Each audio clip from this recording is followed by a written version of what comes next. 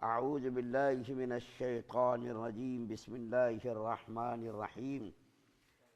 قال فاهبط منها فما يكون لك ان تتكبر فيها فاخرج انك من الصاغرین۔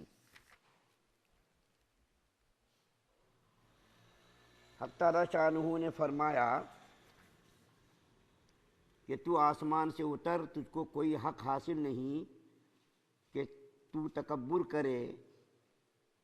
اس میں، یعنی آسمان میں رہ کر سو نکل، تو بے شک تو ذلیلوں میں سے ہے،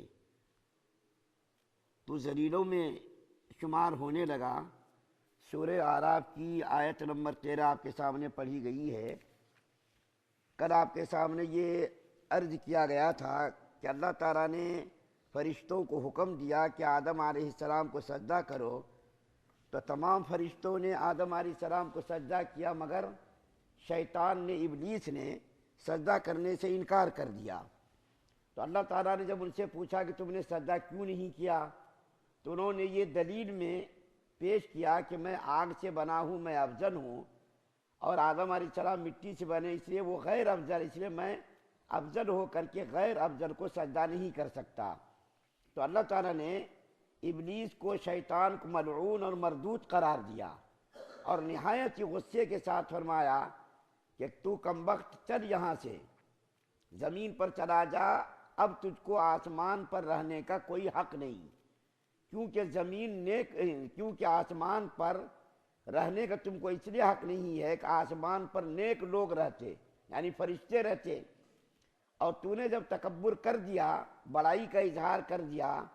تو اب تم کو آسمان پر رہنے کا کوئی حق نہیں ہے، تو میری نظروں سے دور ہو جا، تو میری نظروں میں مردود اور ملعون قرار دیا گیا ہے۔ اب یہاں پر بتانا مقصود یہاں یہ ہے کہ دیکھیے تکبر کا مرض کتنا خطرناک اور جان لیوا ہلاکت خیز مرض ہے۔ حضرت مولانا رشید احمد گنگوہی رحمۃ اللہ علیہ، جو دارالعلوم کے بانیوں میں شمار ہوتے ہیں، انہوں نے لکھا ہے کہ گناہوں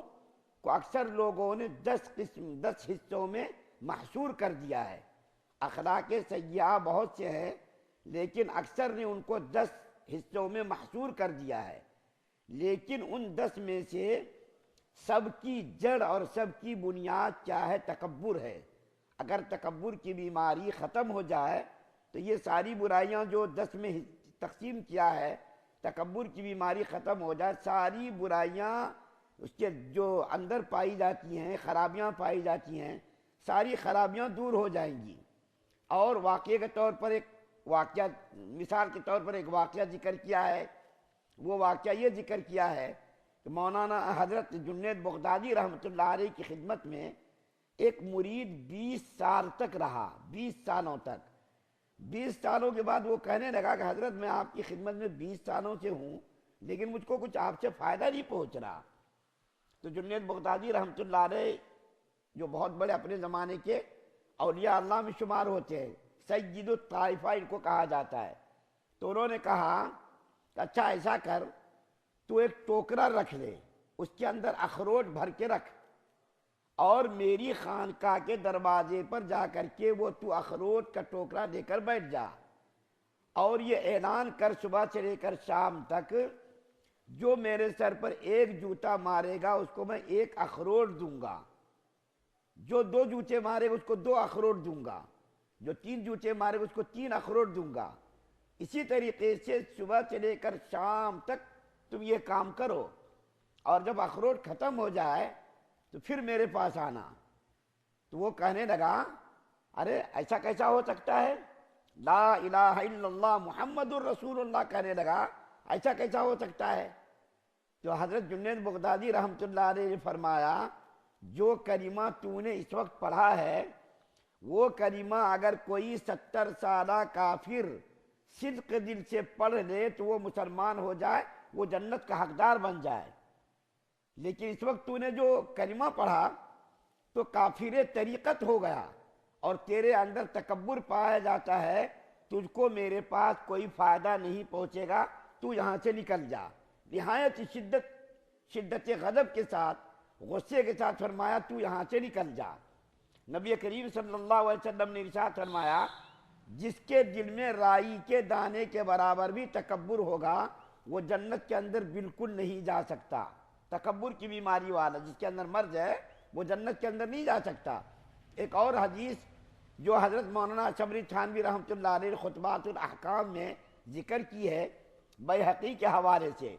وہ یہ ذکر کی ہے کہ نبی کریم صلی اللہ علیہ وسلم نے ارشاد فرمایا جو آدمی اللہ کے لیے تواضع اختیار کرتا ہے، بناوٹی نہیں، بہت سارے لوگ جا کر کے لیڈروں کے پاس جا کر کے خوشنودی حاصل کرنے کے لیے چھوٹا بن کر کے گر کر کے پڑھ کر کے اس کی خوشنودی حاصل کرتے، وہ اس کو تواضع نہیں کہتے، اندر تو تکبر بھرا ہوا ہے، لیکن چونکہ بڑا آدمی ہے اس کے سامنے اگر چھوٹے بننے کا اظہار نہیں کیا تو پھر تو وہ ناراض ہوگا۔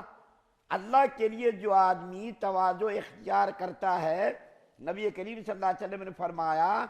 کہ اللہ تعالیٰ اس کو نہایت ہی مقام بلندی عطا فرماتے ہیں، اللہ تعالیٰ اس کو بلند مقام عطا فرماتے ہیں، یہاں تک کہ وہ اپنی نظر میں تو چھوٹا رہتا ہے، وفی اعین الناس عظیم، لیکن لوگوں کی نظر میں بہت بڑا ہو جاتا ہے۔ اللہ کے رسول صلی اللہ علیہ وسلم نے فرمایا کہ اللہ تعالیٰ اس کو اپنا محبوب اور مقبول بندہ بنا دیتے، یہاں تک کہ اس کو جو ہے اس کی محبوبیت اور مقبولیت کا ڈنکا ساری کائنات کے اندر بجا دیا جاتا ہے۔ اپنی نظر میں وہ چھوٹا بنتا ہے لیکن مخلوق کی نظر میں اس کا بہت بڑا مقام ہوتا ہے۔ اور جو آدمی ومن تکبرا، اور جو آدمی اپنے کو بڑا سمجھتا ہے وہ اپنی نظر میں تو بڑا رہتا ہے، جو تکبر کرتا ہے وہ اپنے دل میں تو بڑا رہتا ہے لیکن مخلوق کی نظر میں وفی اعین الناس صغیر، مخلوق کی نظر میں اس کا کوئی مقام نہیں رہتا، یہاں تک کہ اس کو اللہ تعالیٰ سور اور خنزیر سے بھی زیادہ ذلیل کر دیتے ہیں۔ میری معلومات کے مطابق، میرا محدود مطالعہ ہے اور ناقص علم والا ہوں، اس کے باوجود میں یقین کے ساتھ کہہ سکتا ہوں کہ اللہ کے رسول صلی اللہ علیہ وسلم نے اس قدر متکبرین کے لیے جو سخت جملہ استعمال کیا ہے، خنزیر کا اور کتے کا۔ آپ کو معلوم ہے خنزیر اور کتے سے ہر آدمی کو نفرت ہوتی ہے، یہاں تک کہ کافر لوگ بھی نفرت کرتے کتوں سے اور سور سے، لیکن پورے ذخیرہ احادیث میں اس قدر سخت جملہ، قرآن کے اندر بھی کتے کا ذکر ہے، خنزیر کا ذکر ہے، اللہ کے رسول صلی اللہ علیہ وسلم نے متکبرین کے لیے دیکھیے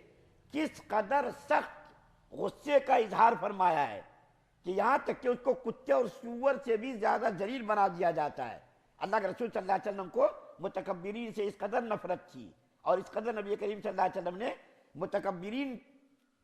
یعنی تکبر کرنے والوں کے بارے میں اس قدر شدت کے ساتھ الفاظ کو استعمال کیا، خنزیر اور سور کا۔ اللہ کے رسول صلی اللہ علیہ وسلم نے فرمایا کہ نبی کریم صلی اللہ علیہ وسلم نے فرمایا بزرگی میری چادر ہے اور بڑائی میری لنگی ہے، جو شخص ان دونوں میں سے کسی ایک کے لیے بھی مجھ سے کشاکشی کرے گا، یعنی اس کے اندر داخل ہونے کی کوشش کرے گا، میں اس کو جہنم کے اندر داخل کر دوں گا۔